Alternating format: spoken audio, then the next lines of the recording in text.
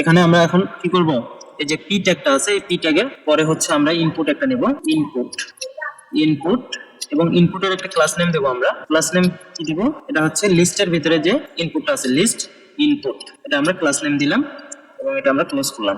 তাহলে দেখেন যেখানে টেক্সটের পরে এখানে একটা ইনপুট বক্স চলে আসছে। তো আমরা ইনিশিয়াল অবস্থায় এই লিস্টটা বা এই বক্সটা চাচ্ছি না, এর জন্য আমরা কি করব, আবার style.css ফাইলটা ওপেন করব, এখানে ঢুকবো, এখানে ঢোকার পর আমরা এটাকে সিলেক্ট করব লিস্ট ইনপুট ডিসপ্লে নান।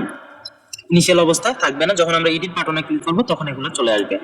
তো এরপর আমরা কি করব, এডিট বাটনে যখন ক্লিক করবে তখন আমরা একটা সেভ বাটনও ক্রিয়েট করে নেই। এখানে আমরা এই যে বাটন এডিট বাটন আমরা একটা ভেরিয়েবলে রেখেছি এবং কনস্ট আমরা সেভ বাটনকেও রাখি, save button dot div element dot query selector এবং এখানে আমরা সিলেক্ট করে সেভ বাটনটা দিয়ে দেবো d10। সেভ বাটন আমাদের হয়ে গেছে, আমরা ইনস্টল করতে পারছি সেভ বাটন। এবং এটাকে আবার ডুপ্লিকেট করে এখানে সেভ বাটনের পরিবর্তে আমাদের কি দরকার, লিস্ট